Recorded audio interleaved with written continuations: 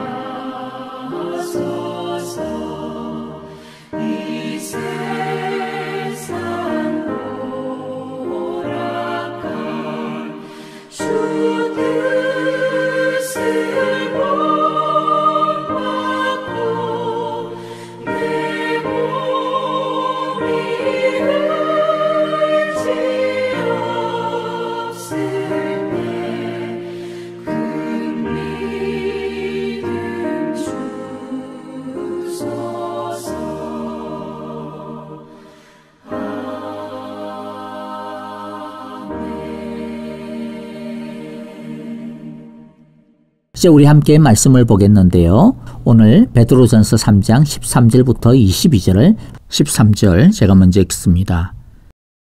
그러므로 여러분이 열심으로 선한 일을 하면 누가 여러분을 해치겠습니까?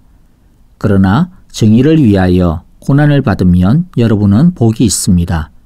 그들의 위협을 무서워하지 말며 흔들리지 마십시오. 다만 여러분의 마음 속에 그리스도를 주님으로 모시고 거룩하게 대하십시오. 여러분이 가진 희망을 설명하여 주기를 바라는 사람에게는 언제나 답변할 수 있게 준비를 해 두십시오. 그러나 온유함과 두려운 마음으로 답변하십시오. 선한 양심을 가지십시오.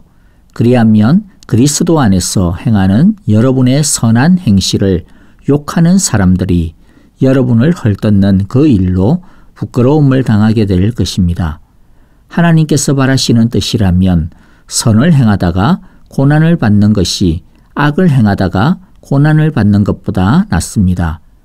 그리스도께서도 죄를 사하시려고 단 한 번 죽으셨습니다. 곧 의인이 불의한 사람을 위하여 죽으신 것입니다. 그것은 그가 육으로는 죽임을 당하시고 영으로는 살리심을 받으셔서 여러분을 하나님 앞으로 인도하시려는 것입니다. 그는 영으로 옥에 있는 영들에게도 가셔서 선포하셨습니다. 그 영들은 옛적에 노아가 방주를 지을 동안에 곧 하나님께서 아직 참고 기다리실 때에 순종하지 않던 자들을 말하는 것입니다. 그 방주에 들어가 물에서 구원받은 사람은 겨우 8사람밖에 없었습니다. 그 물은 지금 여러분을 구원하는 세례를 미리 보여준 것입니다. 세례는 육체의 더러움을 씻어내는 것이 아니라 예수 그리스도의 부활을 힘입어서 선한 양심이 하나님께 응답하는 것입니다. 그리스도께서는 하늘로 가셔서 하나님의 오른쪽에 계시니 천사들과 권세들과 능력들이 그에게 복종하고 있습니다. 아멘. 베드로전서의 배경은 고난 가운데 있는 성도, 당시 로마 사회로부터나 유대인들로부터 이런저런 이유로 시달림을 당하고 있던 성도들에게 스스로를 나그네와 같다라고 말하고 있는 성도들에게 쓰여진 편지입니다. 베드로 사도는 우리가 이 세상에서 어려움을 당하고 환영을 받지 못한다 하더라도 거기에 대해서 화를 내거나 낙심해서는 안 된다고 합니다. 도리어 성도는 더 적극적인 자세로 세상 속에서 살아야 한다고 합니다. 어떤 자세입니까? 13절에서는 열심으로 선한 일을 하라고 합니다. 16절에서는 선한 양심을 계속 가지라고 합니다. 부당함과 억울함에 대해서 그들과 똑같은 방식으로 맞서지 말아야 합니다. 그런데 베드로 사도는 여기서 한 걸음을 더 나아가는 것입니다. 고난에 겁먹고 물러서지 말고 더 열심을 내라. 오히려 이전보다 하나라도 더 선한 일을 하라고 하는 것입니다. 한번 움찔하고 움츠리고 물렀으면 그 다음에는 또다시 움츠리기 쉽습니다. 원수가 오른뺨을 때리더라도 웃으면서 왼뺨을 내주는 것이 열심으로 선한 일을 하는 것입니다. 어렵고 힘든 일을 만났다 해도 기가 죽어서 성경도 안 보고 기도도 안 하고 축 처져가지고 인터넷만 쓸데없이 보는 것은 움츠리고 있는 자세입니다.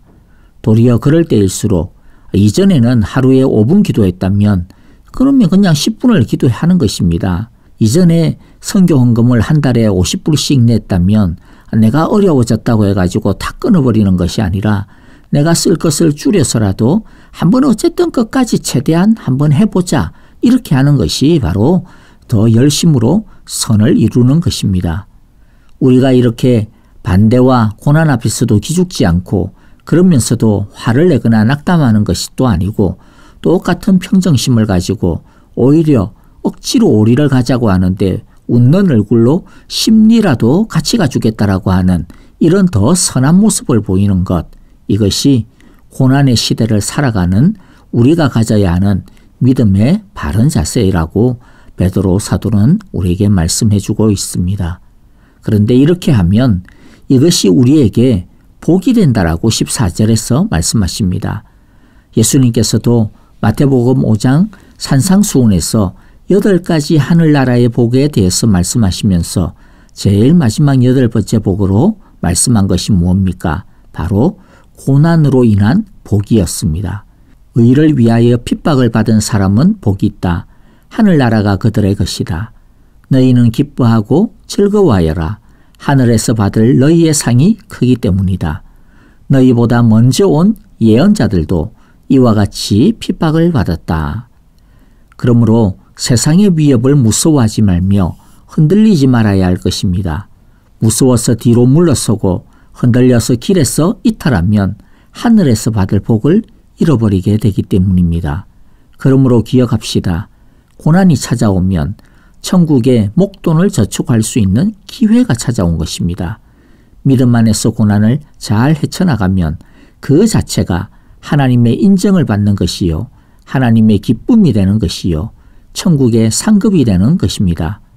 두 번째, 우리가 고난 가운데서도 더 열심으로 믿음의 선을 이루면 어떤 복이 있느냐 하면 그 자체로 하나님께 영광을 돌리게 되는 복이 됩니다. 믿지 않는 사람들에게 하나님을 믿는 것이 무엇인지 보여주게 되기 때문입니다. 15절을 보면 다만 여러분의 마음속에 그리스도를 주님으로 모시고 거룩하게 대하십시오.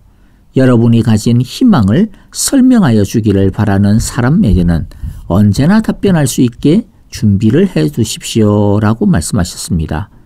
우리가 아무리 어렵고 힘들어도 우리의 믿음을 꿋꿋하게 지키고 흔들림 없이 예수님의 제자답게 살아갈 때 그런 삶 자체가 빛이 됩니다.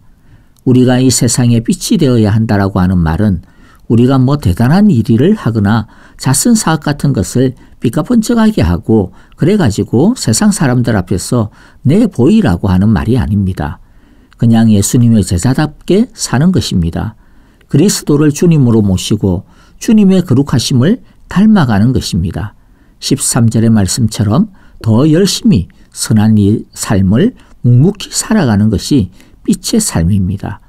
어려움과 힘겨움 앞에서 보통의 사람들은 우왕좌왕하고 불안해하고 또 그럴 때 일단 내 것부터 챙기는 이러한 것이 당연한 것인데 예수 믿는 우리들은 똑같이 어려움과 힘겨움을 살아가지만 그러나 그래도 별로 흔들리는 기색도 없고 평안할 때나 힘들 때나 동일한 모습으로 믿음대로 살아가면 그 자체가 경의의 대상이 되는 것입니다. 야, 쟤들은 도대체 뭐냐? 쟤들은 안 힘드나? 숨겨놓은 꿀단지라도 있는 거야. 왜 저래? 뭔데? 왜 그럴 수가 있는데? 그 이유가 뭐야?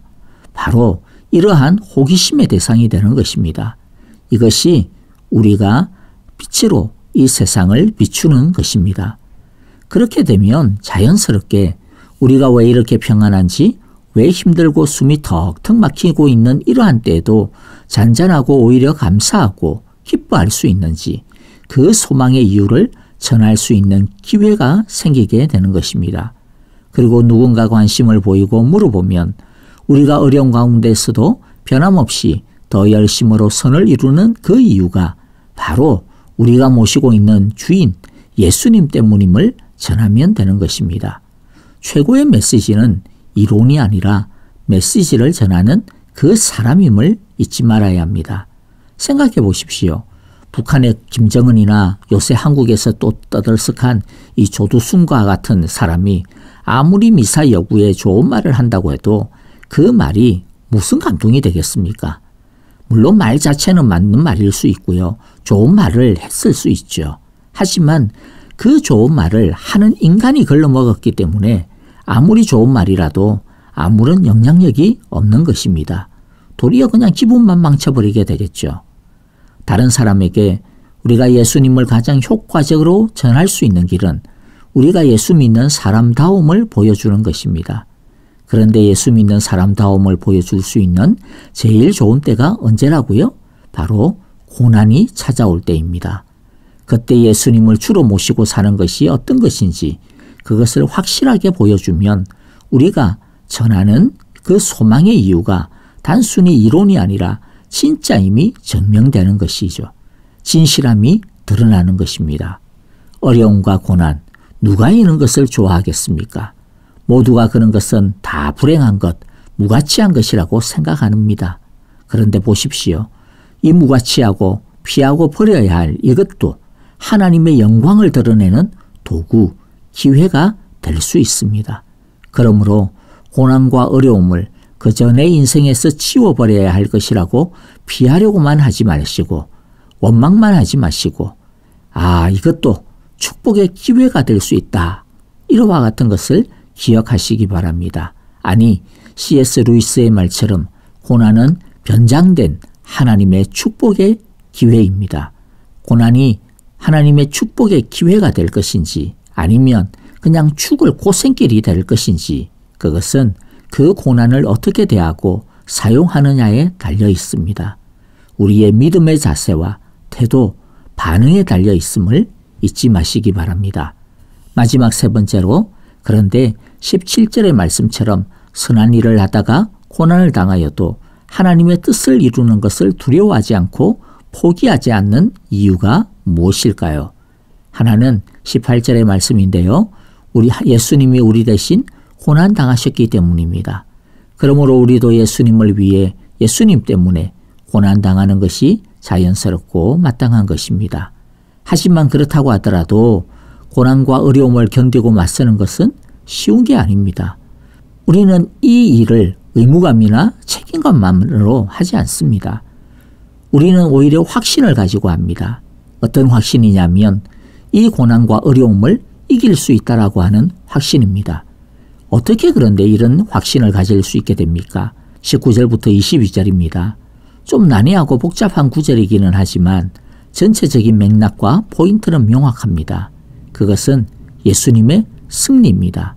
예수님도 고난받으시고 심지어 죽으시기까지 하셨지만 그러나 예수님은 살아나셨고 통치자가 되셨다라는 것입니다. 그러므로 예수님처럼 의를 위하여 고난받는 성도에게 펼쳐질 미래는 무엇이라는 것입니까? 바로 예수님과 같은 운명, 예수님과 같은 길, 즉 승리의 길이라는 것입니다. 그리고 그 승리하신 예수님이 지금도 하늘에서 우리를 다스리고 계시다라는 것입니다. 그러므로 성도는 고난과 어려움이 있어도 무서워하지 않고 흔들리지 않을 수 있는 것입니다. 20절과 21절의 말씀처럼 고난이 노아 홍수 시대에처럼 우리의 삶을 완전 뒤덮고 모든 것을 집어삼킨다 하더라도 예수 믿는 우리는 예수님의 죽음과 부활을 믿음을 통하여 죄와 사망의 물에서 구원을 얻는 것처럼 우리를 집어삼키는 고난의 홍수 가운데서도 능히 건짐을 받고 이길 수 있기 때문에 무서워하지 않고 흔들리지 않을 수 있는 것입니다. 말씀을 마무리하겠습니다. 17절의 말씀이 참 재밌지 않습니까? 하나님께서 바라시는 뜻이라면 선을 행하다가 고난을 받는 것이 악을 행하다가 고난을 받는 것보다 낫습니다. 무슨 말일까요? 어차피 인생에는 이런저런 이유로 고난이 있다라는 말입니다. 그렇다고 한다면 하나님께서 바라시는 뜻을 행하다가 선을 행하다가 고난받는 것이 훨씬 낫지 않겠습니까? 악, 즉 세상을 따라가다가 고난을 받으면 남는 게 하나도 없습니다. 오히려 있는 것마저도 다 빼앗긴다고 말씀하셨습니다. 그러나 선을 행하다가 고난을 받는 성도에게는 복이 기다리고 있습니다. 그리고 하나님의 우편 보좌에서 하늘과 땅의 모든 권세를 다스리시는 예수님이 우리를 이 고난의 홍수 가운데서 건져주시고 건너가게 하실 것입니다. 아멘. 찬양과 더불어 기도하겠습니다. 오늘 말씀 속에서 감사할 것 감사하고 회개할 것 회개하며 결단할 것 결단하고 헌신할 것은 헌신하는 기도를 드립시다. 오늘도 순간순간마다 규칙적으로 하나님의 신령한 말씀을 먹으며 왕같은 제사장의 아름다운 삶을 살아가는 귀하고 복된 화요일이 되시기를 축복합니다. 안녕히 계십시오. 감사합니다. 아프신 성도님들과 중보의 기도가 필요하신 분들을 위해 기도해 주시기 바랍니다. 열심으로 선한 일을 따라가는 일을 바라고 기도합니다. 안녕히 계십시오. 감사합니다.